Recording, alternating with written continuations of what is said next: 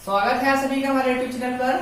आज हम डिस्कस करते हैं रीजनिंग का टॉपिक। रीजनिंग आपके हर एक कॉम्पिटिटिव एग्जाम में आती है, तो आज हम लोग रीजनिंग के बारे में बात करेंगे, जिसमें से हमारा पहला चैप्टर है सांकेतिक भाषा परीक्षण, जिसे इंग्लिश में कहते हैं कोडिंग डिकोडिंग टेस्ट। तो कोडिंग का मतलब क्या होता है, डिकोडिंग का मतलब क्या होता है, ये हम जान लेते हैं। कोडिंग का मतलब आपका ये होता है कि कोई भी वर्ड जो है आपका एक सार्थक शब्द लिखा हो, कैसा लिखा हो, सार्थक शब्द लिखा हो, और उस सार्थक शब्द को कूट कर अनार्थक बना दिया जाए। मीन्स जिसका कोई अर्थ ना हो ऐसा शब्द बना दिया जाए, उसे हम लोग क्या कहते हैं, कोडिंग कहते हैं। मीन्स कोड करना कहते हैं। और डिकोडिंग का मतलब ये होता है हमारा, डिकोड का मतलब हमारा ये होता है, ऐसे कोई भी हमारा अनार्थक शब्द जिसका कोई अर्थ ना हो और उसको हम लोग कूट करके सार्थक शब्द बना दें। कैसा शब्द बना दें, सार्थक शब्द बना दें, उसे हम लोग क्या कहते हैं, डिकोडिंग कहते हैं। तो ये था थोड़ा सा कोडिंग और एक था डिकोडिंग। कोडिंग में क्या करेंगे, कोई भी एक वर्ड हमारे पास होगा जिसको हम लोग ऐसे फॉर्म में कन्वर्ट कर देंगे उसे पहचानना मुश्किल हो जाए। डिकोडिंग में क्या होगा, एक ऐसे फॉर्म में हमारा दिया होगा वर्ड जो हम नहीं पहचान पाएंगे, लेकिन उसका अर्थ क्या होगा, सार्थक होगा।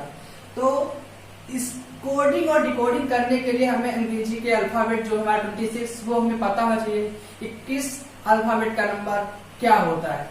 जैसे ए से लेकर के जेड तक की आपके नंबर हैं, जिसमें से ए का आपका 1 होता है, बी का 2 होता है, सी का 3 होता है, डी का 4 होता है, ई का 5 और लास्ट के आपको याद होंगे WXYZ 23, 24, 25, 26। एक ये है आपके पास इजोटी, AEGOTY, इसमें से ई का आपका 5 होता है, जे का 10, ओ का 15, टी का 20 और वाई का 25। तो इससे आपके ये 5 याद हो गए। शुरुआती 5 से आपके ए से ई तक में 5 याद थे, लास्ट के याद थे WXYZ के, और बीच के आप याद करेंगे स्वयं।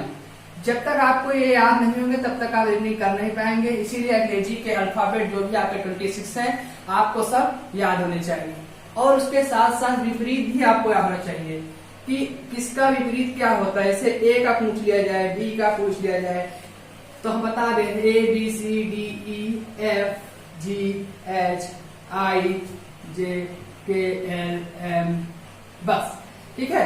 एन के बाद आप अपोजिट में शुरू करें,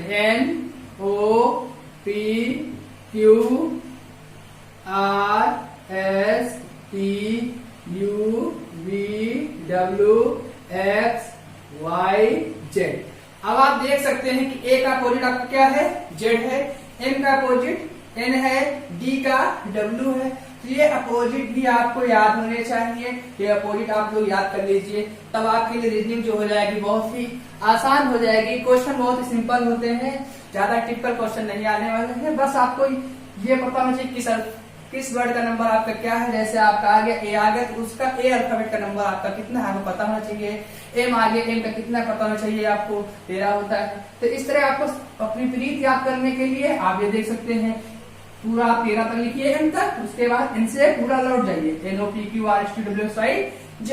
आज पता चल जाएगा कि ए का हमारा जेड है और ई का हमारा बी है। याद करने के तरीके भी आपको मिलते रहेंगे, कैसे याद करना है आप इतना देखिए। उसके बाद डिस्कस करते हैं, कोडिंग के कुछ क्वेश्चंस लेते हैं। सबसे पहले कोडिंग के क्वेश्चन करेंगे, उसके बाद पहुंचेंगे डिकोडिंग के क्वेश्चन पर। तो देखते हैं कोडिंग के क्वेश्चंस।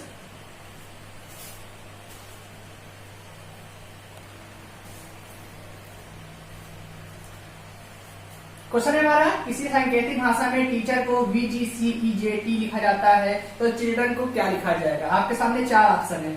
देखिए करते हैं क्वेश्चन को हम लोग कि हमारा क्या दिया है, टीचर TEACHER, इसको क्या लिया जा रहा था आपका VGCEJGT। देखिए टीचर को VGCEJGT लिखा गया है, तो करेंगे क्या, सबसे पहले इसमें इसका नंबर टी का हमारा 20, ई का हमारा 5, ए का 1, सी का 3, एच का कितना होता है आपका 8, ई का कितना होता है 5, आर का 18। ये नंबर आपको याद करने पड़ेंगे, याद कर लीजिए, बहुत सिंपल हो जाएगा। बी का आपका 22 होता है, इसका आपका 7 होता है, सी 1, ई 5, जे आपका 10 होता है, जी आपका फिर 7, टी आपका 20। देखिए इनको याद नहीं, बस 2-3 क्वेश्चन आप करेंगे, बस आपको पता लगने लगेगा कि हाँ कौन सा नंबर क्या होता है, याद खुद हो जाएगा। अब देखिए इसमें देखिए क्या लगी है, रीजनिंग क्या लगेगा समझने का प्रयास कीजिए। नंबर लिखने के बाद बहुत ही आसान हो गया क्वेश्चन। आप देख सकते हैं हमारा पहला जो है T20 पर है, V22 पर है, तो हमें दिख रहा है 20 और 22 में 2 हमारा ऐड हुआ। लेकिन आगे अगर अच्छा लेते हैं, रीजनिंग ऐसी होनी चाहिए जो सारे आपके वर्ड अल्फाबेट है सब में फॉलो करनी चाहिए। रीजनिंग कहीं से अलग नहीं कि एक में 2 का ऐड हुआ तो आप दूसरे में 5 का कर दे, तीसरे में 6 का कर दे, तो एक सीक्वेंस बिगड़ गया। 2 के बाद 5 आया है तो 5 के बाद आपका 8 आना चाहिए, क्योंकि 3 की एडिंग शुरू हो गई।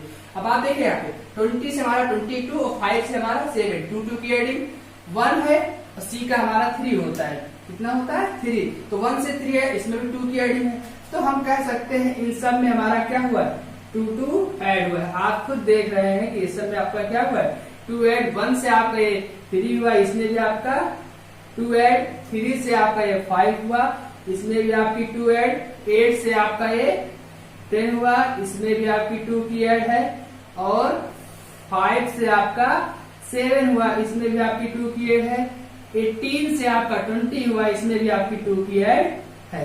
तो सब में 2 की ऐड है, तो हमारे पास क्या दिया गया है वर्ड ILDREN।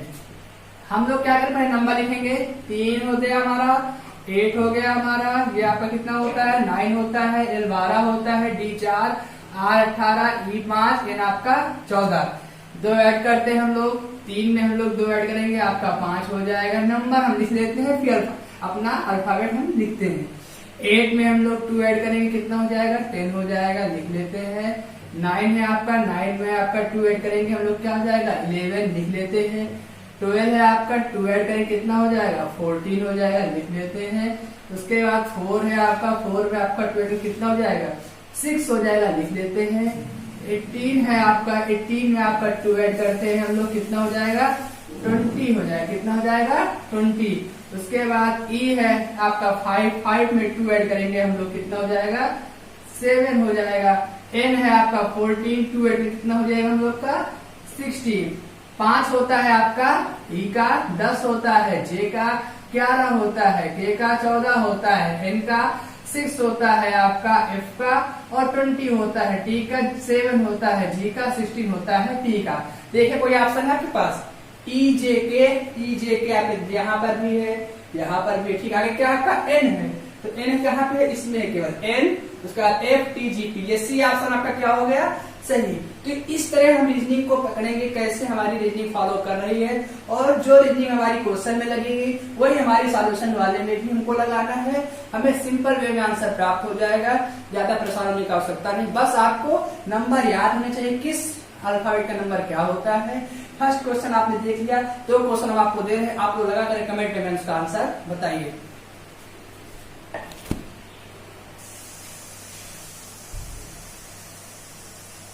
ये है आपके क्वेश्चन, आप ये लगा करके हमें इसका आंसर कमेंट बॉक्स में बताइए। और मिलते हैं नेक्स्ट वीडियो में पार्ट 2 में, जहां हम लोग इसके टिपिकल क्वेश्चन डिस्कस करेंगे। उससे पहले आप लोग अल्फाबेट सारे याद कर लीजिए। मिलते हैं नेक्स्ट वीडियो में।